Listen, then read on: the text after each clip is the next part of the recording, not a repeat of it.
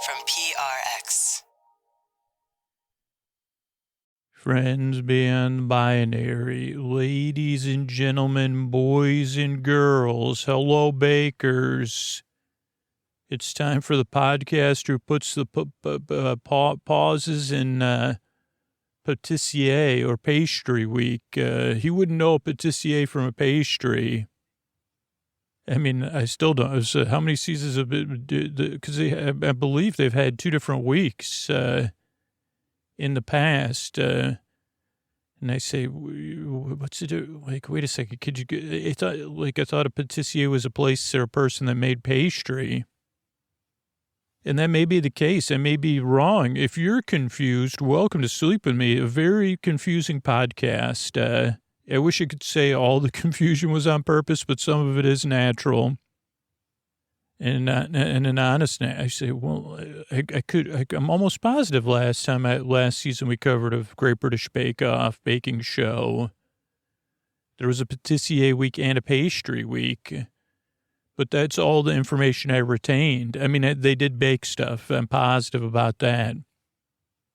So if you're new, I'm so glad you're here. Welcome to Sleep With Me. Later on in the show, we'll be talking about Great British Bake Off, but this is a podcast that eases you into bedtime and takes your mind off of stuff so you could fall asleep, which is a bit different. I'm really glad you're here. I really hope if you're struggling in getting to sleep or getting back to sleep or getting the rest you desire, I hope I can help with that. The way we help is a bit different, so it does take some getting used to, because mostly all I'm going to be doing is trying to be a mild distraction and a friend in the deep, dark night.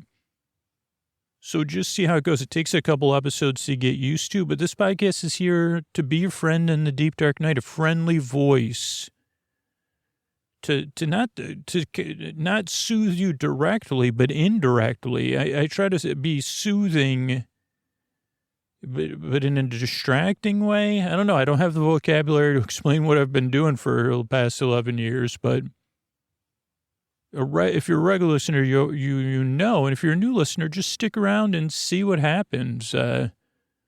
This is something that's supposed to be like, you're like, yeah, it's kind of nice, and it kind of is something nice to listen to as I wind down and fall asleep. So I'm glad you're here. What we got coming up is support. So paying for the podcast is optional. Then a long meandering intro to ease you into bedtime and wind you down or help you get comfortable. And then we'll talk about Great British Bake Off. And ideally you fall asleep at some point during that discussion of the show. So thank you so much for coming by. I really hope I can help you, have some relief, and have some ease and comfort in the deep, dark night. So I'm glad you're here. And we do this together. The people that opt in help me be here, and all the other people that work on the show whenever, multiple times a week. And if you want to opt in, you could support the show on Sleep With Me Plus. You could support our sponsors. You could just spread the word about the podcast or do something nice for somebody. But when you opt in, that's how I'm really able to be. I can't do this alone, right? We do it together, and we're here tonight together in the deep, dark night. And I don't ever want to forget that and to say how much I appreciate it, because I couldn't do it without all of you, even those you are already drifting off. The partners that don't listen to the show that are already sleeping and snoring, we're here so we can be in better mood for them during the day. So yeah, I'm glad you're here. And here's a couple ways if you decide to opt in. These are a couple ways you could do that. Sleep With Me podcast is brought to you by Progressive Insurance. Fiscally responsible, financial geniuses, monetary magicians. These are the things people say about drivers who switch their car insurance to Progressive and save hundreds. Visit Progressive.com to see if you could save. Progressive Casualty Insurance Company and Affiliates. Potential savings will vary. Not available in all states or situations. All right, everybody, it is time to talk about tonight's sponsor, and it's the bed I've been sleeping in year after year after. You've been hearing me talk about Helix mattresses for years. Here's a question. Have you taken the Helix quiz? Okay, we'll take it right now. Go to helixsleep.com/sleep and take the Helix Sleep quiz, because you deserve a mattress made for you and how you sleep, your feel preferences. What do you need, right? Did your mattress ever ask you that? And I can say that because my mattress is right in the other room. It says, yeah, Scoots, actually, before we even met, I asked you, hey, do you sleep on your side? Do you sleep on your stomach? Do you sleep hot? Do you sleep cold? What firmness do you like? What else do I need to know? Talk about the foundations of a relationship that lasts a long time. You know, you could tell your mattress, tell it right now, you're in bed, right? Say, I got needs. I need you to meet my needs. And it's something that's going to improve your sleep, improve your days, improve how your body feels. Because when you have a mattress that's right for you, it makes your life better. It's a simple thing. That's what Helix has been all about. That's why we've been partnering with Helix year after year after year. But more importantly, every single night, I'm in my Helix bed. So it's time for your mattress to start caring about you and your needs, right? So how do you do that? Well, Helix has got your needs in mind, too. Go to helixsleep.com/sleep. That's 27% off site-wide, plus a free bedding bundle. That includes a sheet set and a mattress protector with any Luxe or Elite mattress order. This Memorial Day sale offer is exclusive for listeners of Sleep With Me. That's helixsleep.com/sleep for this exclusive Memorial Day sale offer. That's 27% off site-wide, plus a free bedding bundle. That includes a sheet set and a mattress protector with any Luxe or Elite mattress order. That's helixsleep.com/sleep. Thanks, everybody. Hey, everybody, this is Scoots here, and if you're hearing this and you fall asleep fast, if I just happen to catch your attention, repeat, alert, do you fall asleep fast to Sleep With Me? And do I have your attention right now? Does Sleep With Me work really well for you? You're a member of this key group, fall asleep fasters? I don't know.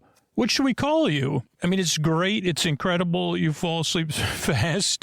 Now that I have your attention, I do have to ask you a very important question. If I'm reaching you right now, you know, obviously the podcast helps you. And is that valuable to you? Because if you fall asleep fast, really, there's no way for ads to support your listening, because no company pays us for ads that people don't hear, right? But it means if you're hearing me and you say, yeah, I fall asleep fast, yes, that's very valuable to me. Yes, it makes my life better. I just didn't realize it. Yeah, I'm asking, can you support the show back? Like, does that have real, tangible value to you? And would you consider supporting the podcast on Sleep With Me Plus, not tomorrow, but right now, because you're going to fall asleep fast again and again and again. You're a super listener, and this campaign is like the two biggest groups of super listeners are people that fall asleep fast and people that listen all night long. And if we can't get a percentage of you and the other super listeners to support the show, it's going to be tough making the show that puts you to sleep fast long into the future,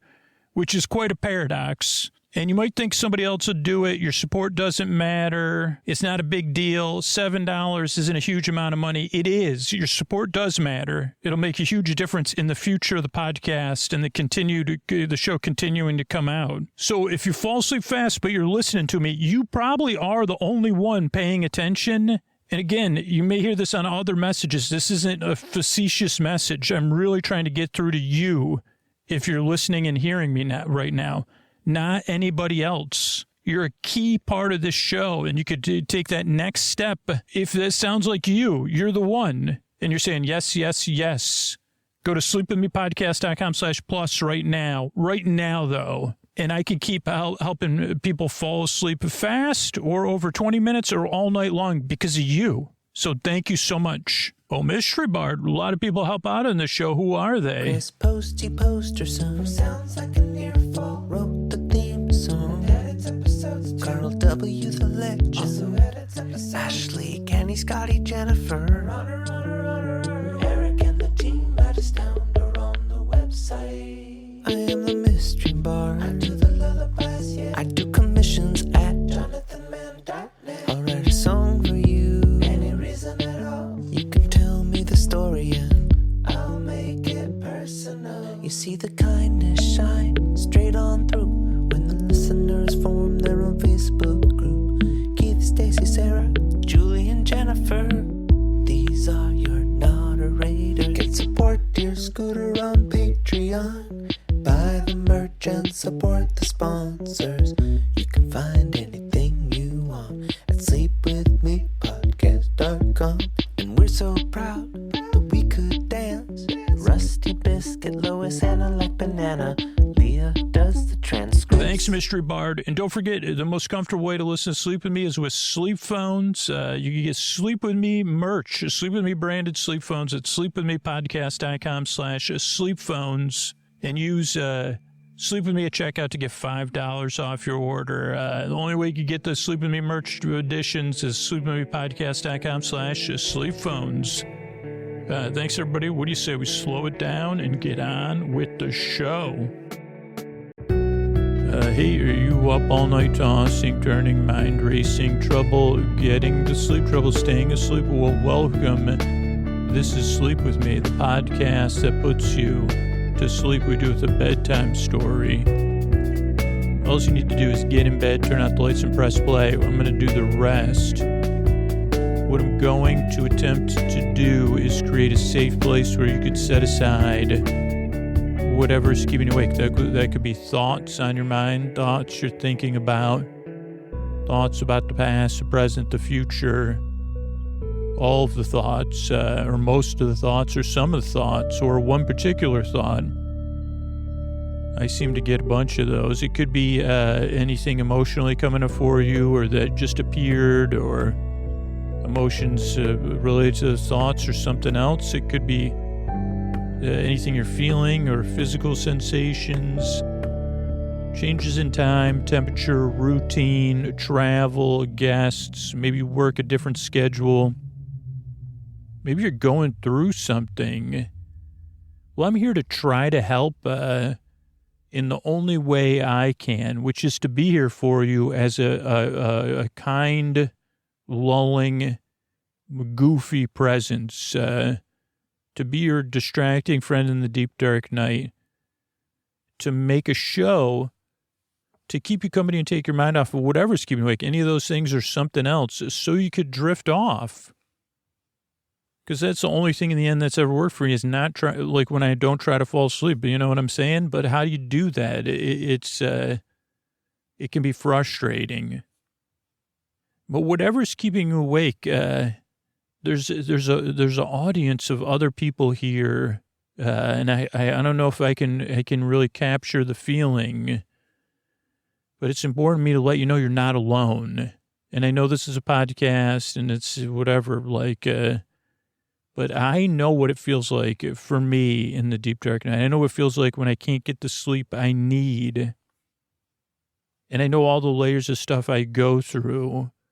And I don't know what you're going through, right? That's getting in the way of the sleep you need. But I think I can relate to some of the feelings you might be having. But here's the best news. Even if I can't relate to how you feel, if you're like, no, I don't think you can. There's enough people listening whose stories I have heard across the world that there is someone right now in bed who has been through something and can really relate to whatever it is that's keeping you up. And right now they have a soft look on their face and they're just welcoming you in. Like, and I don't know if you can feel that, but this is true. Because they know exactly how you feel, or pretty close. And they say, wow, if it's like what it was like for me and it's like that for you, I really hope this podcast can help you out. Welcome. And not only that, they say, man, I hope this podcast can help you like it helped me. I didn't know there was something out there like this, but now I'm glad there is, and I'm glad you're here. And they hope that one day you get that experience, because it's pretty nice to be rooting for somebody somewhere else in the world who's hurting in the same way you hurt, or frustrated in the same way you're frustrated, or you know, I don't want to get too deep into the feelings, but they're here rooting for you. And that feels good. That's the good side of that tough stuff. So that's one part. The other thing is you deserve a bedtime that you could get the rest you need so your life is more manageable tomorrow. The rest you desire, that you can have a bedtime you don't need to dread, a bedtime you could look forward to or feel neutral about. And so that's the why I'm dedicated to making this show and being here, because I know what it feels like. And I know we all need rest. We all deserve rest. And if you get the rest you need, your life is going to be more manageable. And if you're out in the world flourishing, that means the world's a better place for all of us. The world, when you're flourishing, the world needs you flourishing, right? And that's not to pressure you into flourishing. Do it on your own natural, organic schedule, but hopefully the rest you need, if I can be a source of that, or put you in the right direction. I don't know. I mean, if your world's a nicer place, our whole world is a nicer place. So that's a twofold thing of the podcast. What I do is I send my voice across the deep, dark night. I use lulling, soothing, creaky, dulcet tones, pointless meanders, and superfluous tangents, which means I go off topic, I get mixed up, then I forget what I was talking about. Then I'm like, wait a second, what? Then I try it, then I say bakers, and then I say, well, yeah, like people, I don't know the difference between pâtissier. I think a French pastry shop is a pâtissier, or the person who makes, but I'm just not sure. But I'm pretty sure they had a pastry, and I say, okay, pâtissier, maybe that has like icings and stuff. And pastries, was that difference between sweet and savory? I don't know. And some people could be frustrated by this, and I get that. And that's what these pointless meanders and superfluous tangents are about, is I just go off topic, I get mixed up, so you can just kind of barely listen to me. But you could listen to me right now. If you know the answers to these questions, you're probably like, come on, man. But here's the thing. You may be feeling frustrated. You might be new and feeling frustrated. And I just want to let you know, like I said, you're welcome here, but there's also no pressure to even like this show, because why wouldn't you get here and be skeptical or doubtful? If you can't sleep, or whatever you're dealing with around sleep or bedtime is anything like me and a lot of other listeners, you're going to be skeptical. You're going to be doubtful. You're going to be frustrated. You tried to find something to put you to sleep. It led you here. And now you got this guy like talking about different baked goods or something. And I say, technically they're not. And I say, oh, well, that's information I did not have. But it is the Great British Bake Off. So I think I'm safe with that in this particular situation. But yeah, this show is very different. And as a matter of fact, it's so different that the most supportive people, the people that support the show directly month after month, year after year, even say, man, at first I didn't like this show. It took 2 or 3 tries for me to realize, oh, now I get it. He was serious about all that stuff. I don't need to, I don't need to get, I get it because I don't need to get it anymore.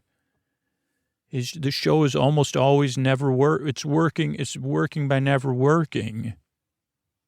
So it takes a while to like have your expectations of what a sleep podcast would be. And then be like, what is this? And it's like, well, really, I'm just like a TV on in the other room, or a friend or a roommate or somebody you call. Now, here's the thing. Some people, this show is, whatever. It's not everybody's taste. Right? You got to have a certain level, like a certain type of taste to like this show. So if it's not for you, you find out you listen 2 or 3 times, you already know, that's not a big deal either. You still deserve a good night's sleep. I have a website set up just for you. sleepwithmepodcast.com/no thank you. Because I'm so confident that either this podcast is a fit or not, and that's okay, right? I'm not so confident this podcast is going to work for everybody. I'm just very confident that the people it works for. And I'm confident in my heart that I hope it works for you, or you use that sleepwithmepodcast.com/no thank you to find something that does. So, I mean, that's what part of what making the show makes it magical for me. It's either way. I hope I help you fall asleep. So most people don't like it. It's a show you just kind of barely listen to, like a TV on in the other room or out of focus picture. It's also a sleep podcast that doesn't put you to sleep. I'm here to keep you company while you fall asleep. There is no pressure to fall asleep with this show.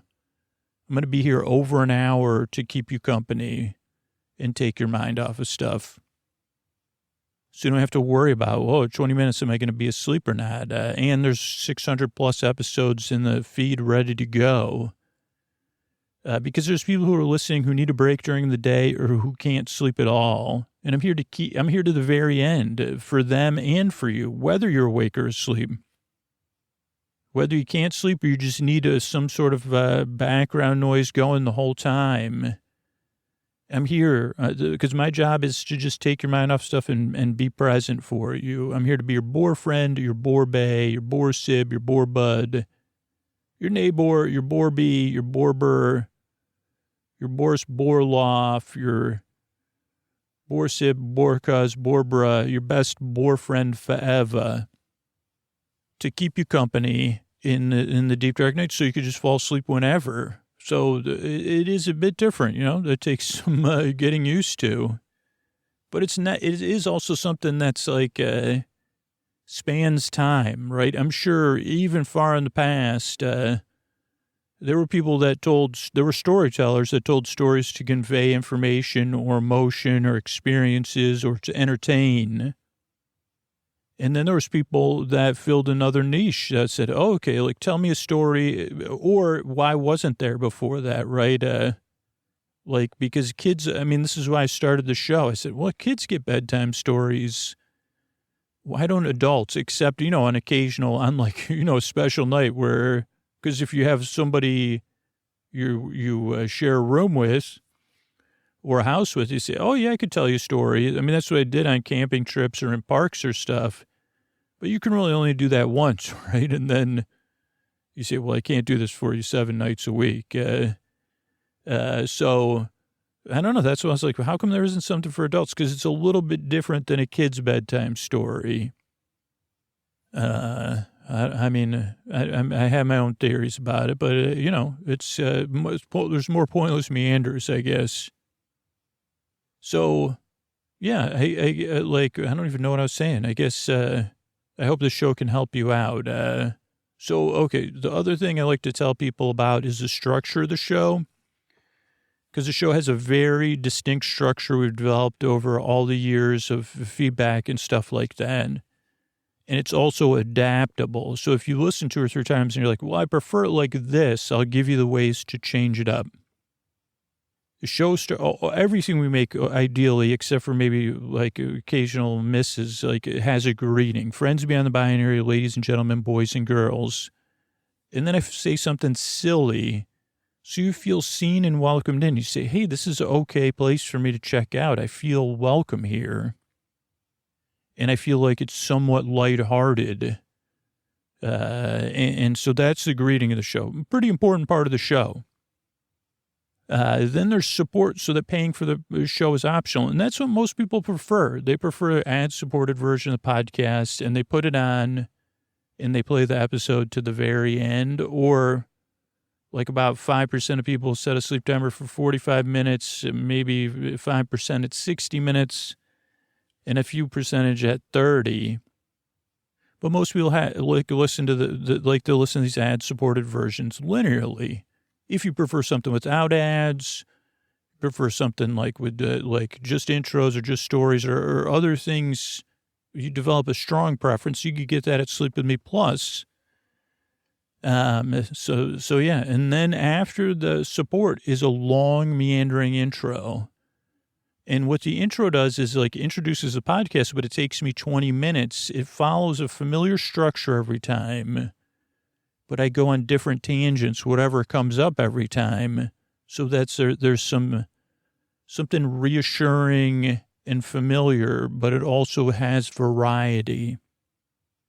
And in my opinion, that's just one of the things that's important about bedtime stories for grownups is having some variety.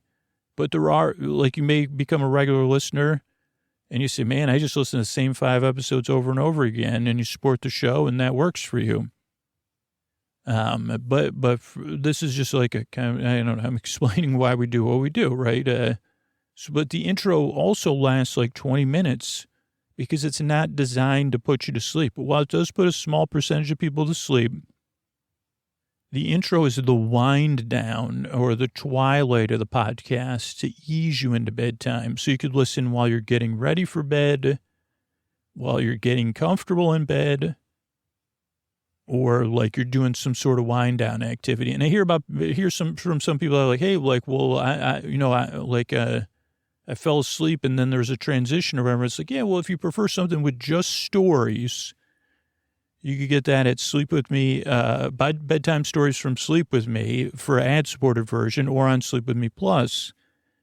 But try it out at first and try like chilling out or doodling or looking out the window, playing with something or doing something chill. Even if it's just lying there and not trying to fall asleep, just getting comfortable or laying on your floor before you get in bed, whatever it is. During the intro to ease you into bedtime. Then there'll be sport, and then there'll be our coverage of the Great British Bake Off, and it'll be nice. And I mean, that's like pretty much the structure of the show, why I make the show. And again, I'm really, really glad you're here. Like this podcast and helping you out, however it feels to you in the deep, dark night, is very meaningful to me. Knowing I can help somebody that's struggling in a parallel way to the way I've struggled, or I continue to struggle on and off. So I'm really glad you're here. I work really hard. So do a bunch of other people, and we all yearn and strive. We all really want to help you fall asleep. And thanks again for coming by. Oh, and here's a couple ways you could opt in if you really believe in the podcast like I do. Thanks. All right, everybody, summer is just around the corner, and folks at Mint Mobile want you to know a few things. This is unofficial Mint Mobile news. I'm pretty sure since it's going to be summertime, somewhere in the world, Ryan Reynolds is going to be shirtless. But for the rest of us, let's talk about saving money on our wireless plans, all right? Are you going to join me and move over to Mint Mobile? Because I'm looking for something affordable this summer. I mean, yeah, would I like to be shirtless like Ryan Reynolds? Shirtless Ryan Reynolds? I would. But in lieu of that, what if I save money on my wireless bill? And with premium wireless plans for just $15 a month, you can save without breaking a sweat or the bank. My daughter was on Mint Mobile way back in 2020, so I know it's a reliable service. And I don't even know what I was waiting for. My behavior almost doesn't make any sense. Kind of like I feel when I see Ryan Reynolds shirtless. So it's time to say bye-bye to your overpriced wireless plans, jaw-dropping monthly bills, and unexpected overages. Mint Mobile is here to rescue you. All plans come with high-speed data and unlimited talk and text delivered on the nation's largest 5G network. Use your own phone with any Mint Mobile plan and bring your phone number along with all your existing contacts. Ditch overpriced wireless and get 3 months of premium wireless service from Mint Mobile for $15 a month. This year, skip breaking a sweat and breaking the bank. Get your summer savings and shop premium wireless plans at mintmobile.com/sleepwithme. That's mintmobile.com/sleepwithme. Upfront payment of $45 for 3-month 5 gigabyte plan required. Equivalent to $15 a month. New customer offer for first 3 months only. Then full price plan options available. Taxes and fees extra. See Mint Mobile for details. Thanks, everybody. All right, everybody. Scoots here. We're talking about Collection 8 series. I'm not sure. Episode 5, Pastry Week. I did not do any research since I made the intro where I was going on about Pâtissier Week. Maybe if I think of it at the end of the episode, we'll take a look. But yeah, let's start this up. Subtitles are on. And we're hitting play. Live play-by-play here. And Pastry Week. Hello. Delish Delash. Talking Pastry, welcome. Shots of tent. So it starts with Noel and Matt, tray of pastries, Prue made. But then one of the pastries talks to Matt, and he says, oh, boy.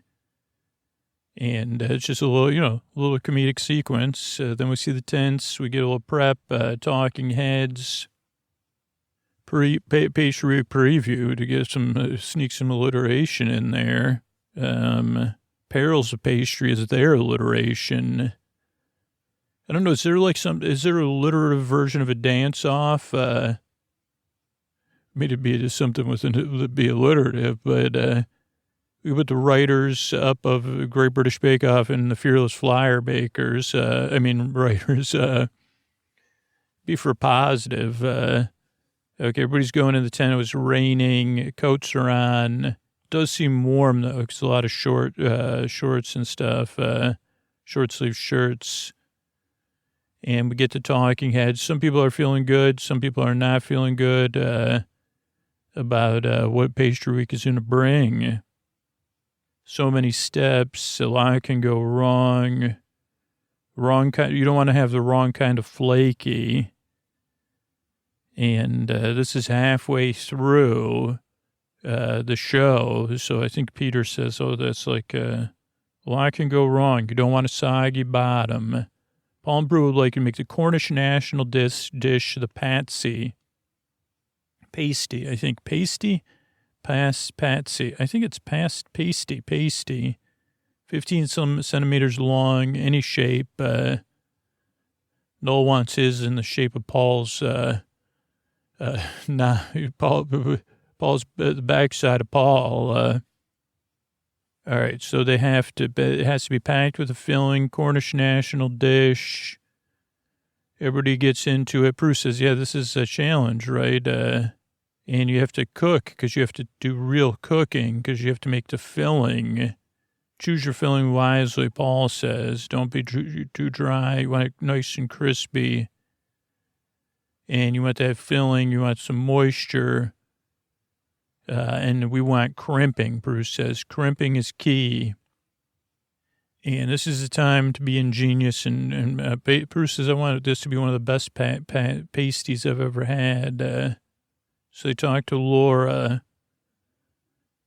She's making a mess. You making a mess again, Laura? They're kind of always on her case. She's going to make one with rough puff, cream Dijon mustard, mature cheddar. She's doing a cheat, rough puff, cheat puff, they call it. It's based on a recipe of Paul's, too, or Paul's method, so he's happy. Then Lottie's up. And she's doing a flaky pastry. Lottie, Peter, somebody else, Linda, doing regular envelope folds. Mark and Dave are doing a sturdy short crust. And Ermine's doing a hybrid pastry. A puff, it's not a puff, it's not rough. And hers is going to have preserved lemon, raisins, it's some Moroccan flavors. And then we got one of the Marks with a beard. He's doing paneer, gobi and paneer, turmeric, cumin, coriander, ginger, garlic. It's right in my style. It's a spiced shortcut pastry too. Last week's star baker. How you feeling? I still have the same feelings. So you got to prove yourself every time, Prue says. And got to get your fillings right, of course. It's crucial into producing a flawless thing. So we're watching everybody making their their fillings, just kind of like cooking dinner. Lottie's doing a toad in the holeless pasty.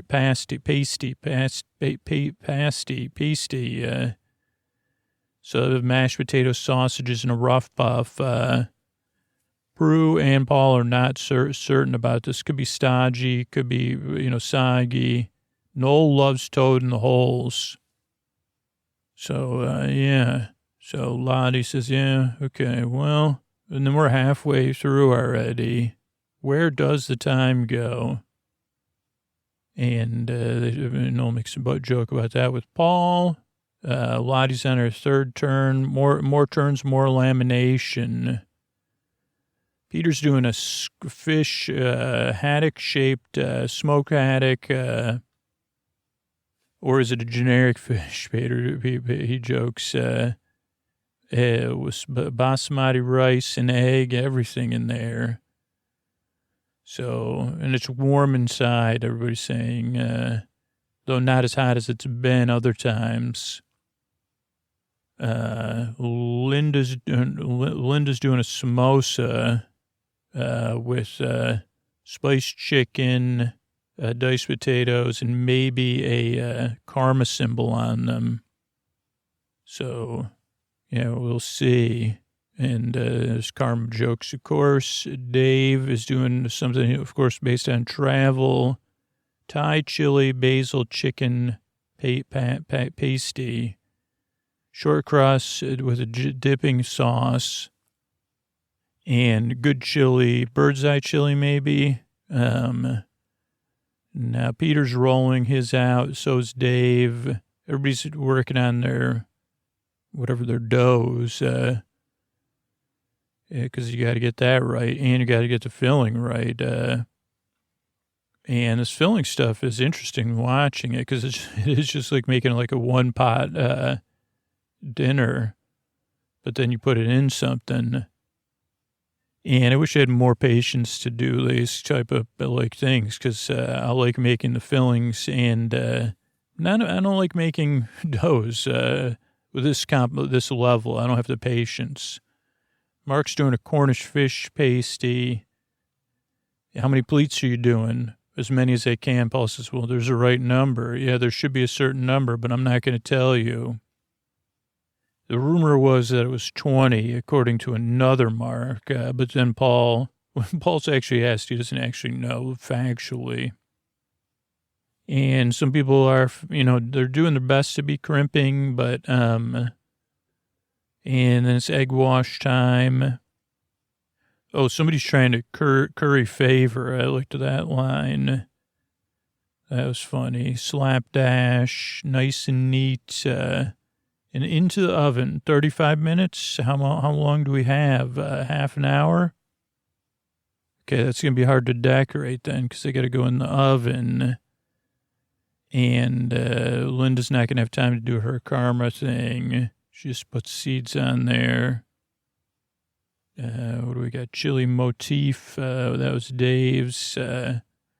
Maybe if up the temperature, reduce it 15 minutes, but you need 20. What are we going to do?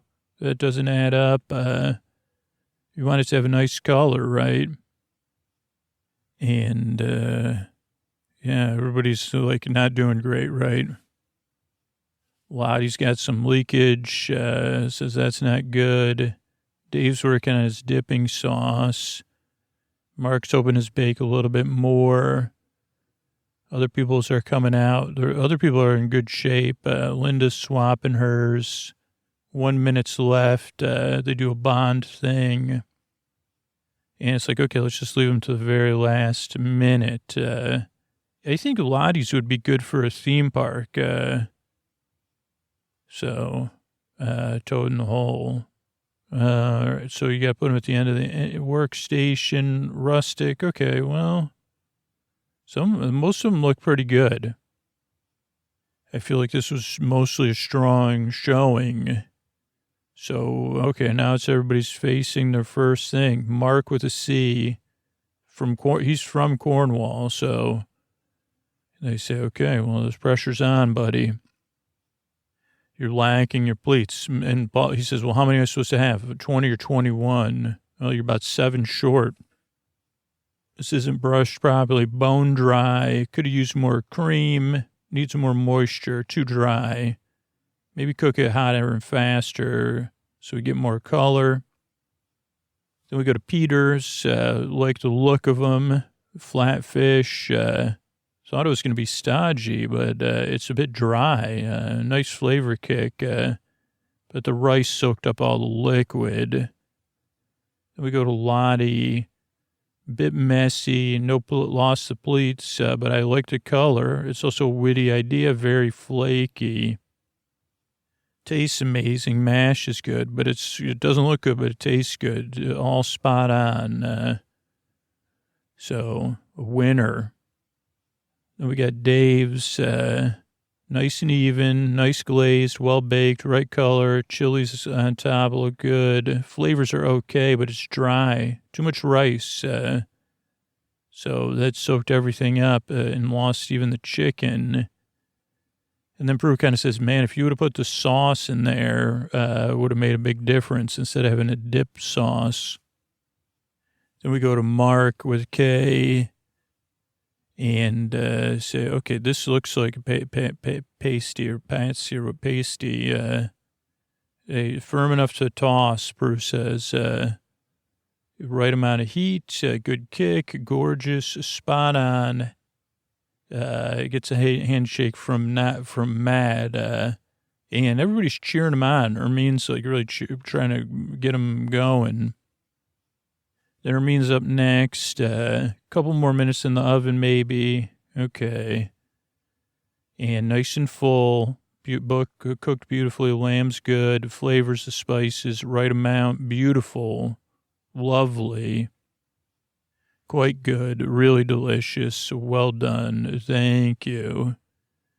So that goes good for her. Then Linda's up. She has no plates at all. So they say this is a samosa or a crimp, whatever. She says, I missed that in the brief. And they say, well, it was in there. So your stenciling didn't work either, but flavors are fantastic. So this is a good samosa. Yeah, it didn't follow the whatever. I can't remember the saying. Then they go to Laura. Crimping, irregular in size, but it means there's a lot of filling in there. Okay, it's flaky. Bruce says. Holding together. Heaven. Moist in the middle. Perfect blend of ingredients, texture, flavor. Well done. Thank you. Well done. I'll take that. Laura's really happy to get some positive feedback. Hermine's happy. Linda's like, okay, well, So we get some talking heads. Lottie says, okay, well, I don't want to be in the bottom. Okay, next up, like, how will you bake in the technical? It's time for the technical challenge, which is set by Prue today. And what are the words of advice? It's about refinement. Must be perfect on the inside and the outside. So they have to leave the tent. I really do like Prue's sweater a lot this week, but she just left the tent. So you got to do 6 eclairs, perfect piping, baked till golden brown. 2 hours and 15 minutes, 2 sets of 3, I think, or 4. Let's see. We got, they're made with choux. So they're like choux buns, which I looked up at one point and tried to learn what it was. This is a good one, Paul says. I think they're easy, but these are high-end, elegant ones, so it's a lot of work. You got to do choux pastry, so you should be able to do that. You should be able to do that. It's creme pat with salted caramel in one, raspberry puree in the other. Seedless, by the way. And this is halfway through. Paul's like, these are good, man. Okay, then we see the outside. It is overcast. Now it's sunny in the tent. Make the choux is the first instruction. So, and you got to make it form a paste. Everybody's is a little bit different thickness, too. And Linda's like, I haven't made this in a while, so I'm not so sure. And Noel's doing an interpretation of it, a comedic one, because there's a lot of instructions. But you want it to get to like a V shape when it's on a spatula or a spoon. That's how you know it's correct. Then you can pipe it. So it's a pipeable dough. I guess I would assume a sweet dough. And everybody's goes in the oven.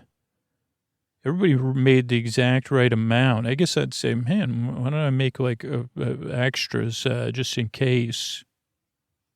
But I also tend to drop, But okay, so then it's time to make the creme pat. And everybody has a different familiarity with making that. And that can split too, or you can cook the eggs by accident. Dave is a left-handed. Noel says a left-hander has never won. And someone in a yellow T-shirts. And them Linda's are not, hers are not puffing up. They're not like rising in the oven. So they're kind of looking like similar to something like a churro, like a fried thing. So she throws them out and has to start again.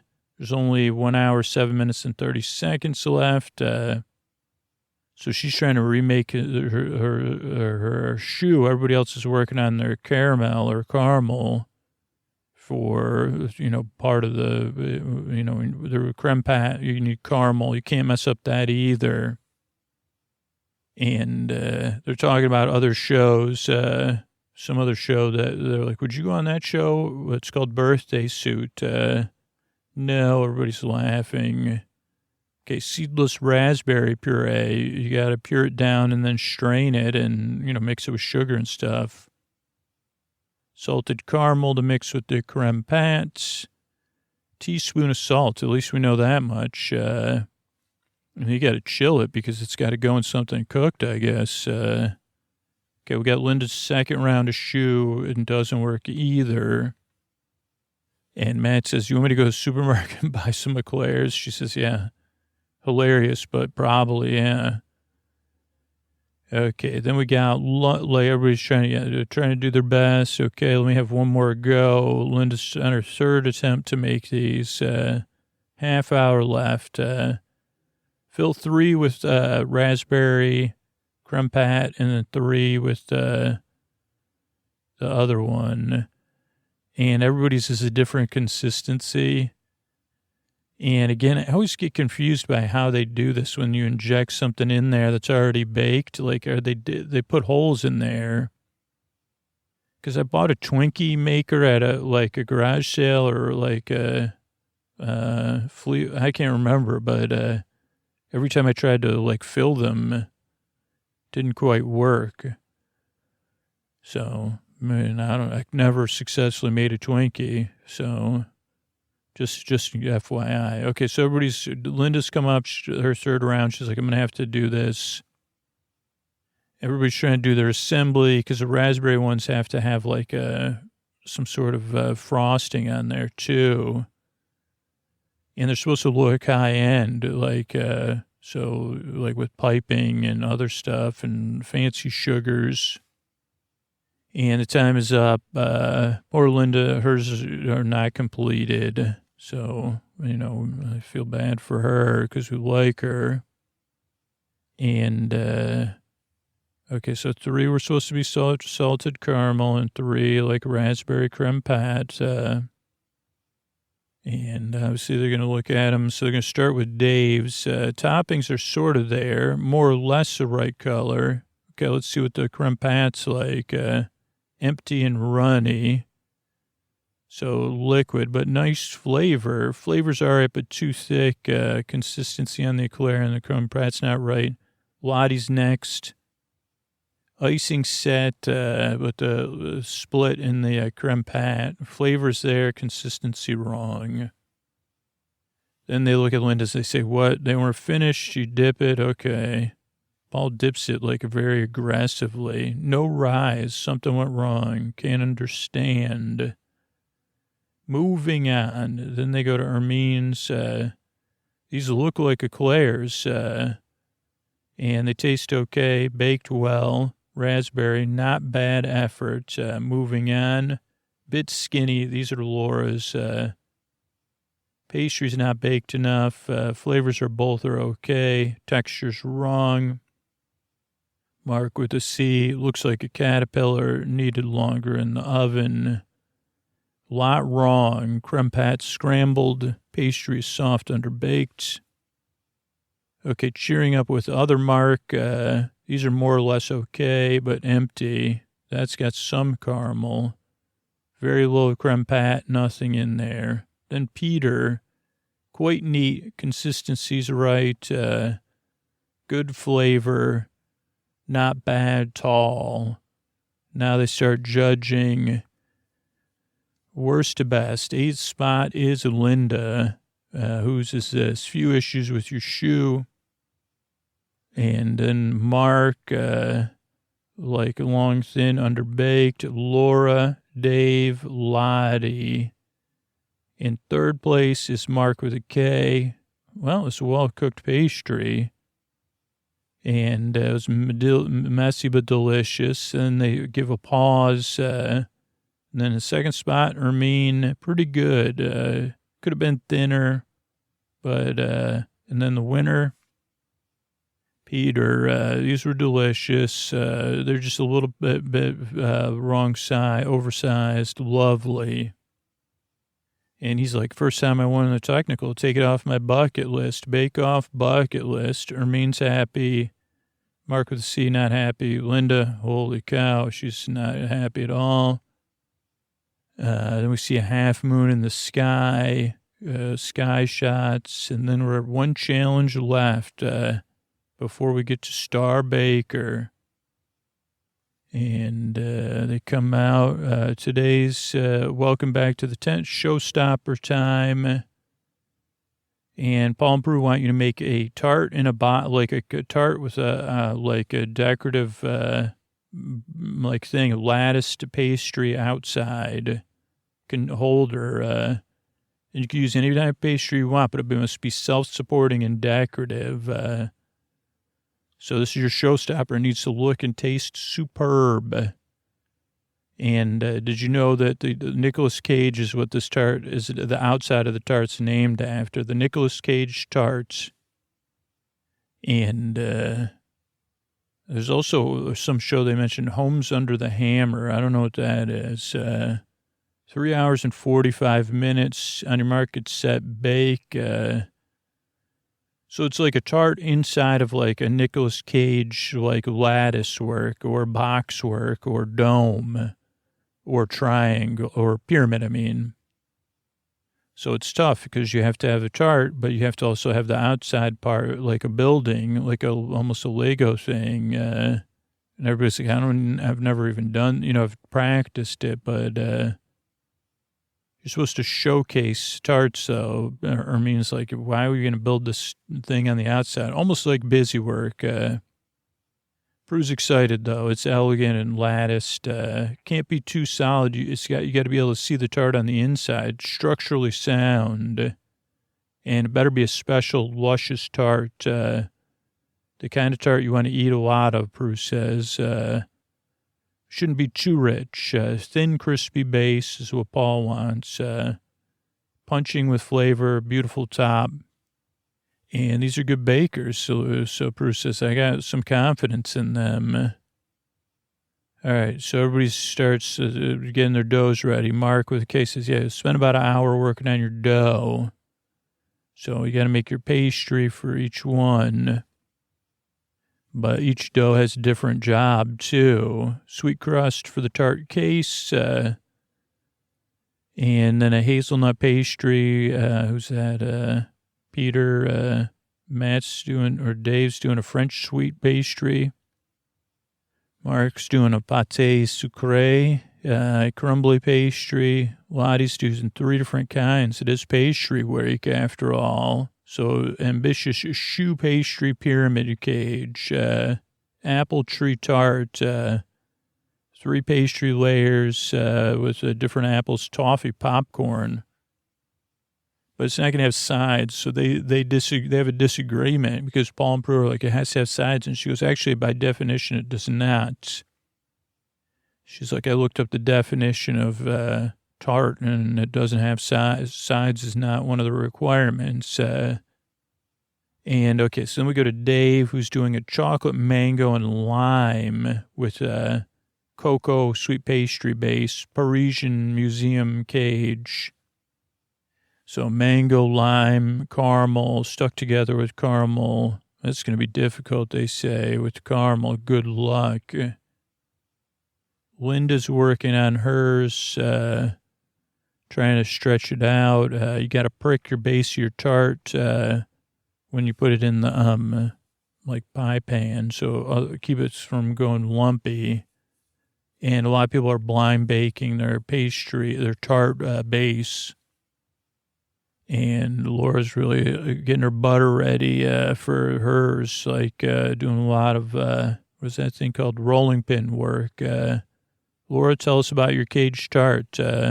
key lime pie inspired tart, botanical theme. Hopefully I'll do something delicate and nice, limey, ginger, crunchy ginger, key lime, Italian meringue, and a dome puff pastry lattice. And she goes, my dad loves like a key lime style tart, and so does everybody. So they're excited.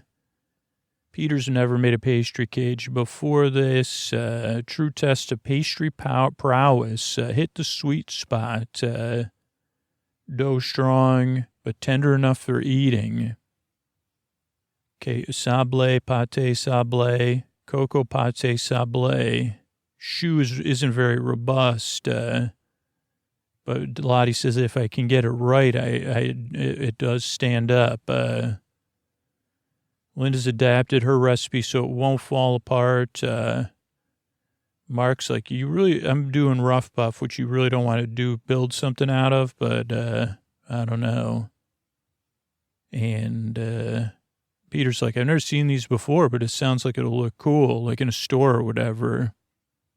Peter's is blackberry lemon curd, lemon tart, shortbread dome, pastry cage. So I like this one a lot. But now he's not the only one, this classic tart de citron. So Ermine's doing a lemon one with lime, though. Lemon and lime, confit, meringue, macaroons, and then hers is going in a box. So, and they're like, man, you had a good day yesterday. You're going to keep it up today? I'm going to try. Bread week wasn't great. Biscuit week wasn't great, but I feel like I'm excelling. And they say, okay, more of the same. Okay, then everybody's working on their structures, kind of cutting and shaping or stenciling, getting ready for piping. And how easy or hard is this going to be, they say. Okay. And doing other design work. Mark's doing circle molds. Laura's using a lattice cutter. Linda's using a bowl. She's kind of making her dome on a bowl. So is Peter. He's doing a random circular wavy pattern, where Linda's doing a more traditional geometric pattern. And Ermine's doing her box, like, so some people are cooking flat, like the pyramids in the boxes are cooked flat, where the domes are pre-domed. You're cooking with a dome.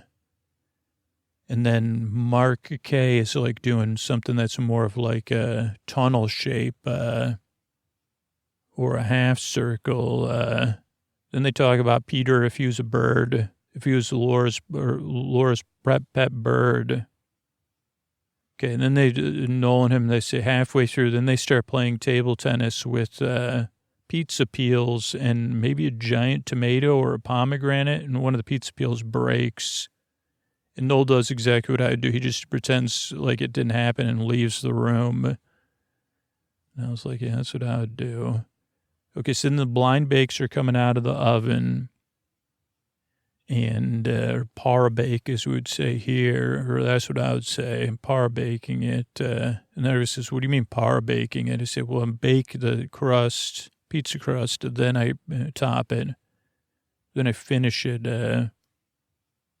Okay, so then other people are still putting their stuff, all the domes and stuff are going in. People are begging, saying, please, please, please.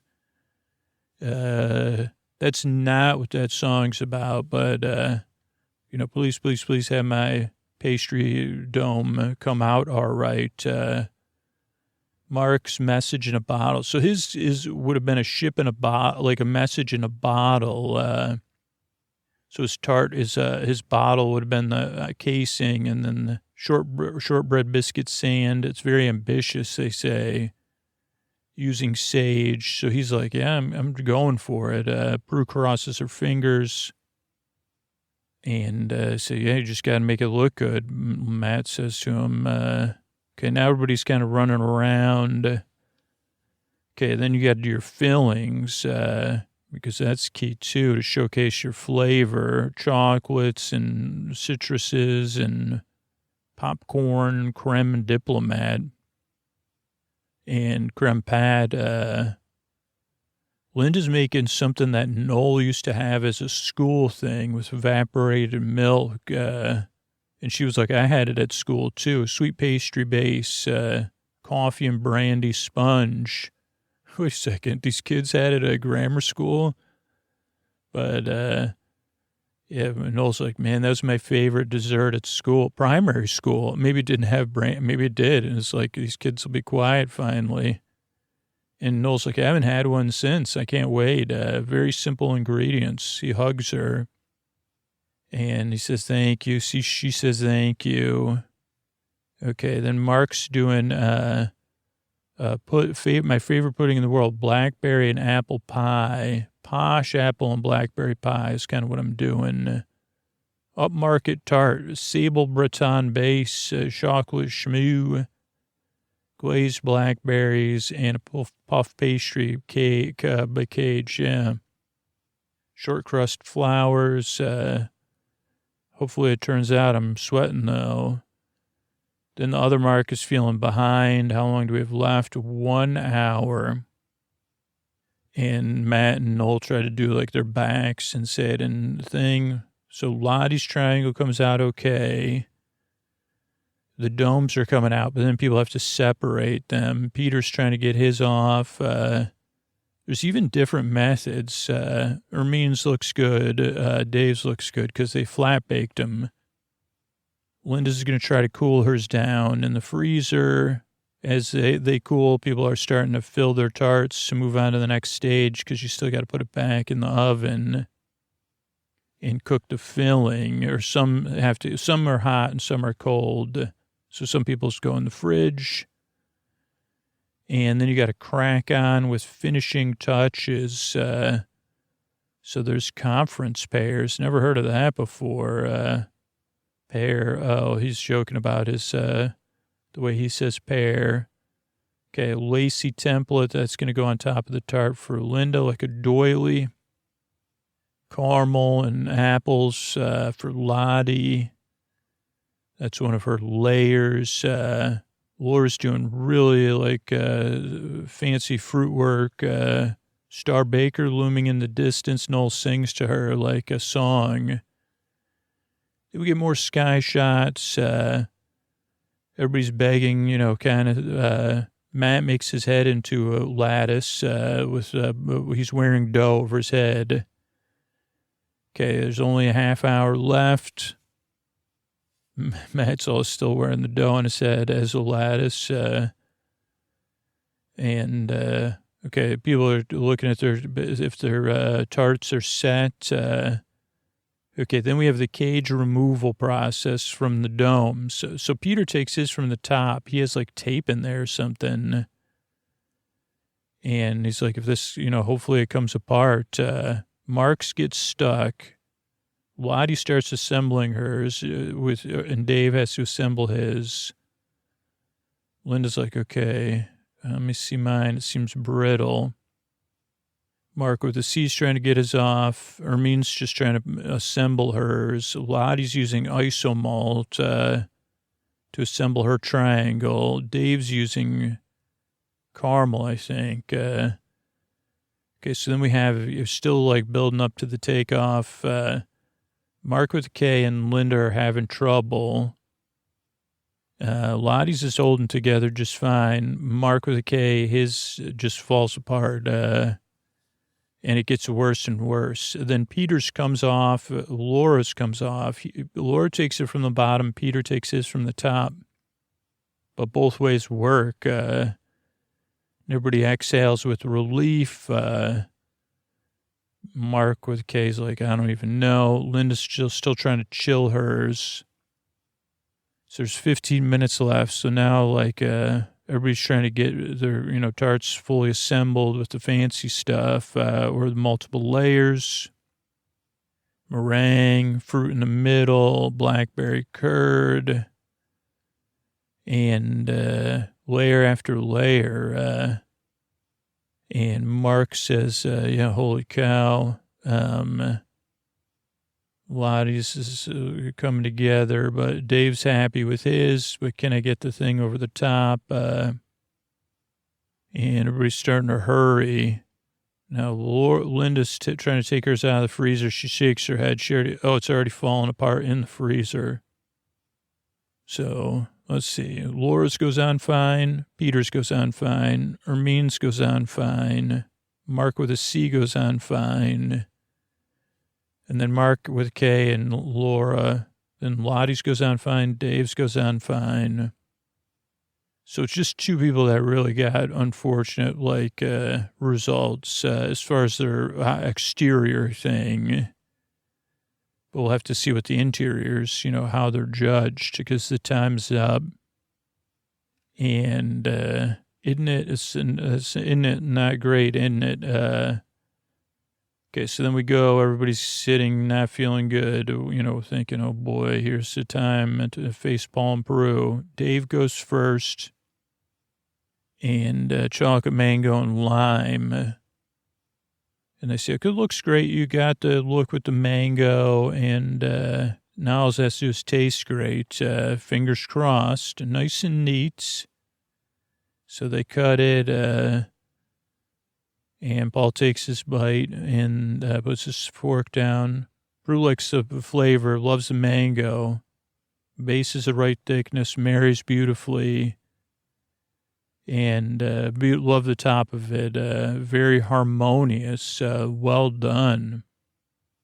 So he does good. No real things. Then we got Mark's Posh Apple and Blackberry Pie. And Paul says, yeah, looks good. Okay, highly effective color looks good. I like the way the tart looks. Okay. And they take a bite. Prue takes a bite. And love the rich chocolate. The base, though, is a problem. It's the wrong size. It's too big. But the decorations are beautiful. Yeah, you didn't get it to the edge. And it could have been thinner. Because yours just looks a little bit awkward. You have delicate chocolate. Okay, Ermine's next. And this looks beautiful. Clever design. Really made it work. And then Paul breaks it. Until Paul Hollywood touched it. And there's a thunder fingers. But that means the pastry will be good. Then they cut into the tart. Prue takes a big bite. Base could have been thinner, but the flavors are lovely. Pastry's beautiful too. Really good.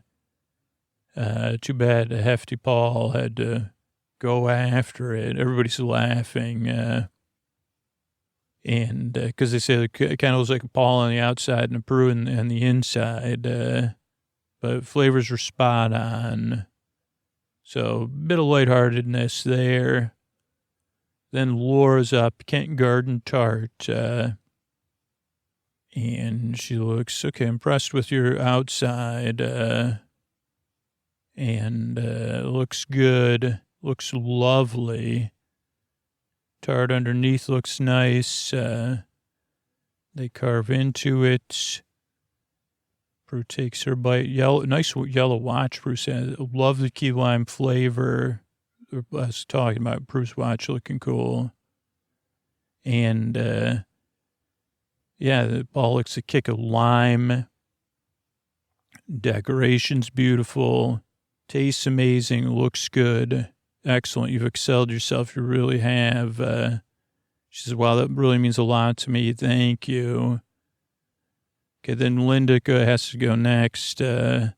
She tries to be dignified, really, and they say, what happened? She goes, usually last time it lifted up, but this time it stayed on the bowl.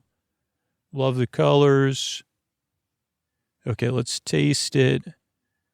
It really looks good, too. So it's too bad because I love the flavor. Bit thick on the bottom. Bottom could have been a bit thinner, but it's very traditional. And it's just frustrating because you didn't, it doesn't look good. So, bummer. And then Lottie's goes, hers almost looks like, what do you call that? Like a funnel cake or something. The cage is sensational, really beautiful, artistry in there, exceptional. But I don't know if it's a tart without sides. And then they squish into that one, very squidgy. They're laughing. I guess if it had sides, it wouldn't be squidgy. Tastes beautiful, though. But it looks a right mess.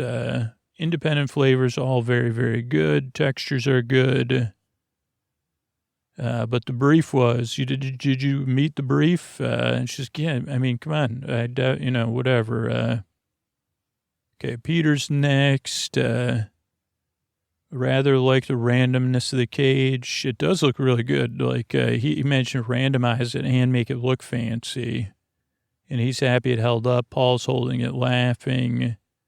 His looks really good. So they are exploring it. Lovely and tart. Delicious. Puts a smile on your face because of the tartness, because it hits you in the back of your cheeks. Paul even smiles. Happy tart, that one. Okay, then we have Mark's, who was also kind of unlucky. His fell apart. So Paul gives a long look at him. Then they're picking it apart. So the cage did not work. Not a good one.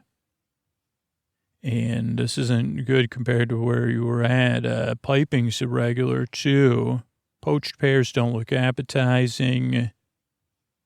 And they take a couple tastes, a long pause, but Bruce says, unusual but delicious. I like it. But the pastry's far too thick, Paul says. At a core level, you didn't have it didn't go well. So then we do talking heads. Mark says precarious position. Linda's like, it's fair. Then who's that? Peter's like very happy. Ermine's very happy. They both got really good pieces of feedback. And Laura's like, wow, this is the best week I've had. I'm choked up, actually. I made it. Then we have some nice flower shots, a sky shot. This table talk time. Okay, cages were astonishing stuff for Mark and Linda. So Ermine's probably, even though hers fell apart when you grabbed it, she's up for a Star Baker. Her flavors were fantastic. Dave did good. What about Peter? Well, Peter did good. First in the technical. Not in line for Star Baker? Well, I don't know about his signature, they say. Laura's showstopper was amazing. She's had a good week. Okay, but what about leaving? Probably Mark L,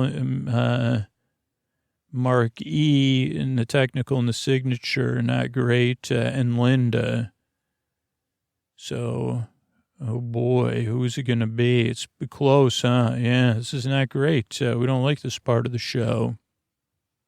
All right, so we see everybody sitting there and thinking and looking like, ugh. And Peter smiles, so he's feeling good. They say, you must be tired. And Matt gets to do Star Baker. He says, Star Baker this week is, and there's long faces and long pauses on faces, and they say, Laura, and everybody claps. She's surprised and touched and kind of giggling almost. And then Noel says, well, I got to do the other one. Who's got to leave, and it's harder every week as we get to know you better because there's less people here. And the person who's leaving this week is unfortunately going to be, long pauses, Linda. And this is a tough one because Linda was so nice, and she was good. But yeah, it's getting down, So she says, it's sad, but I've been like a child at Disneyland being here. Her and Laura hug. One of the highlights of my life, Linda says. Noel says, I can't believe it. Bruce says, good baker, rough week. And I know I can bake. I'm very proud of myself. Yes, I am. And Paul says, well done, Laura. She says, yeah, I can't believe it. I can't believe it. But did this just actually happen? And Paul says that showstopper was a showstopper, well-deserved. And she says, hashtag winging it. I'm looking forward to next week. Everybody says it's getting tougher. Mark C says, I can't have a week like that again. I got to be better. And then it ends, so it didn't have the traditional ending where Laura called her family. I want to look up, I guess, let's see if I can look up Patissier versus Pastry. And then what was the other thing I need to look up? That show, but I don't know what time stamp it was at. Okay, let's see if I can get some internet here and type in difference. Oh, somebody else has Googled it before. Difference between pastry and patissier is pastry refers to the dough itself. Whoops, there's actually, here's like a discussion of it. Patissier is a French term that describes the art of making fine pastries as well as the shop. So it's actually right. In some sense, patissier is a refined term, high-quality pastries, while pastry is a broader category. Let me just see what else it says. To put it simply, a pastry is a dough. Patissier is a style of baking. So, yeah, okay. So I wasn't too far off. Yeah, pastry is a broader category, where patissier is high quality. But I'm pretty sure they did do both of those. All right, let me see if I can find when the show was mentioned. Was it Dave or no, it was Mark C. When they were like, hey man, like, would you be on that show in your birthday suit? Pastry prowess, short crust, or mean.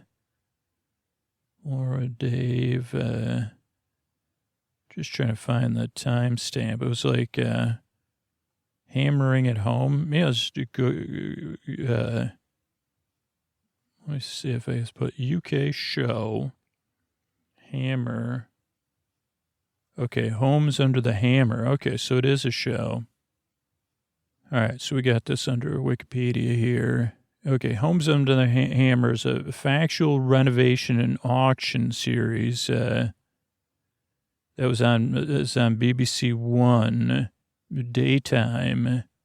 Been running since November 2003. And let's see, what else? New episodes broadcast until 2022. What is it? The style of the show, the format.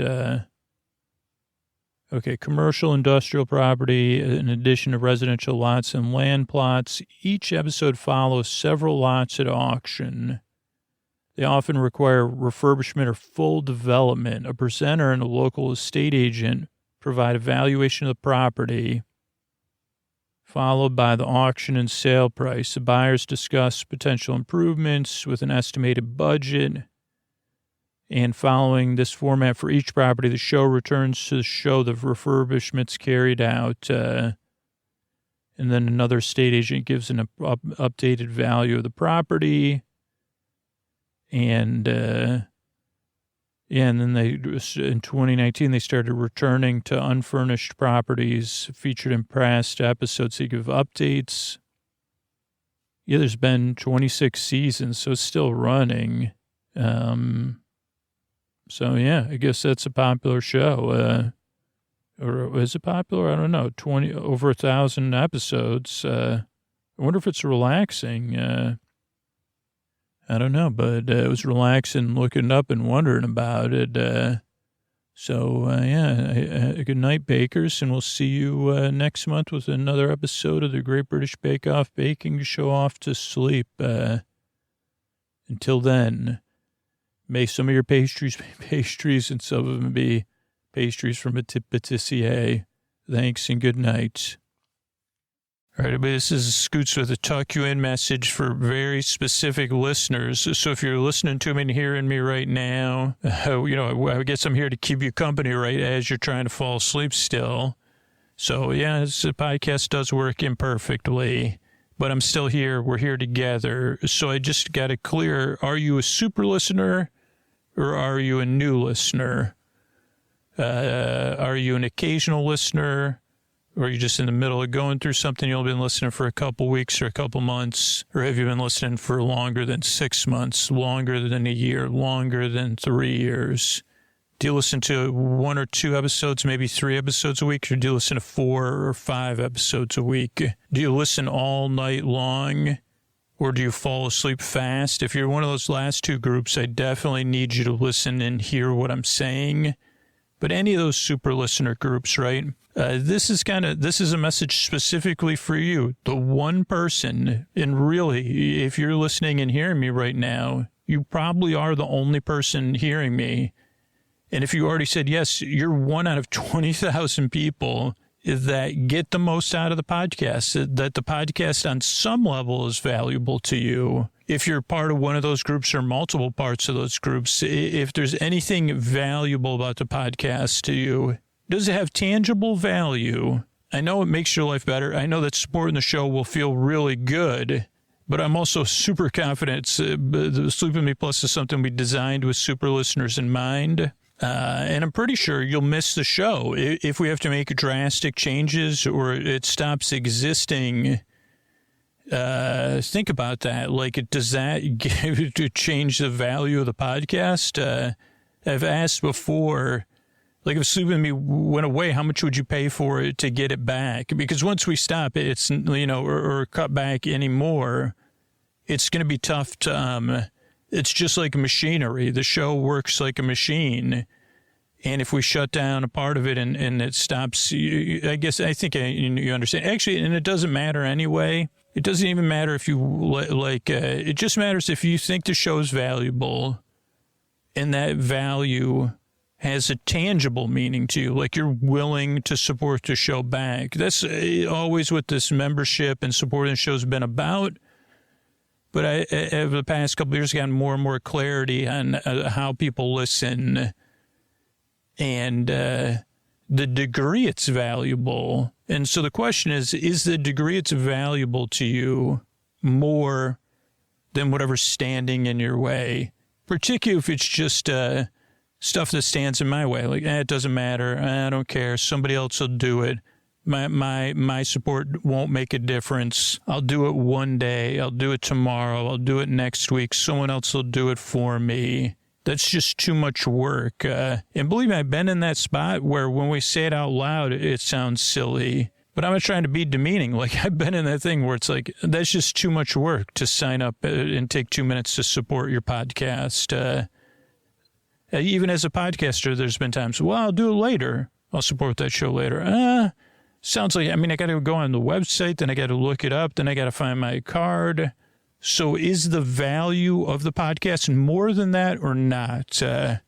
Because if it's not, then it's like, okay, I guess that's all I need to know now moving forward. I know I've heard from the people who can't afford to support the show, and I've heard from the people that loathe me asking directly for support. So those groups are well represented, and the people willing to take action right away are well represented. But how big is this group? And what am I up against? Or is that group that's and how strong is that resistance? That's what it's gonna come down to, right? Is it that valuable to you? If it's that valuable to you, go to sleepwithmepodcast.com/plus right now and sign up. Push that water up the hill or whatever. Say, hey, you know what? That's not true. The show does matter more to me than 2 minutes. I will go upstairs and find my credit card. This podcast has changed my life. I am a super listener. I do listen all night long, or I have listened for 3 years, or I have listened for 6 months. I do listen 5 nights a week. I do fall asleep fast. I do listen to every episode. I do have playlists. I do have favorites and things I don't like about the show. I have preferences. I have opinions about the show. I listen to older episodes. Yeah. If any of those are yeses for you, maybe say yes to whatever's holding you back and say, hey, yeah, this is important to me. What you're saying, it's more of like a mist that stands in the way, not just of me supporting the podcast that's made my life better, but of other things that's made my life better. Because that's what I've found personally. Because believe me, all those voices, they'd rather me not be asking directly. They'd rather I never had to ask for support ever in the history of the show. But that would have meant when I first had brought in money to hire Posty to work on the show, that's what the choice was. Well, I can't keep doing this without some help. And how much does it cost for somebody to edit one episode? Okay, then how much would it be for you to edit 2 episodes? Okay. How much would it be for you to edit 8 episodes a month? Okay, now we have the money to pay you to edit that many episodes a month. Can you do 12 episodes a month? Oh, wow. Okay. Okay, what's the next bill we could start paying? That's how the show developed and kept going. And I plan on keeping it going or keeping at this until I find out, nope, that's okay. It's just not enough. It's not valuable enough to most listeners. That's okay. It's just not valuable enough to most super listeners. If we find that out, then I'll make the hard choices. But I believe it is. And I do think, I do at least suspect from my own personal journey that, yeah, there's a group of listeners that'll never support the show, that are diametrically opposed to it. And there's people who can't support the show, but then most people are in the middle somewhere. And it's just this other stuff, these other obstacles that are real and powerful, but they're not monumental that we got to push through. So if that's you, if you're still saying yes, can you support the show right now before those thoughts start coming back? Like right now, while there's a gap, while you're listening to me, can you pick up your phone? Or can you go upstairs? Can you go downstairs? Can you go in the other room? Can you go to your desk right now and sign up to support the show at sleepwithmepodcast.com/plus? Or you could sign up like right on your phone. And by the way, just set up the bonus content tomorrow, you know. You'll hear from me. You'll hear from Sleep With Me Plus and Supercast that runs it for us. But if the door is open now, don't wait, because the door is going to close. We both know that because we both have experience in it. Sleepwithmepodcast.com/plus right now. Thank you so much.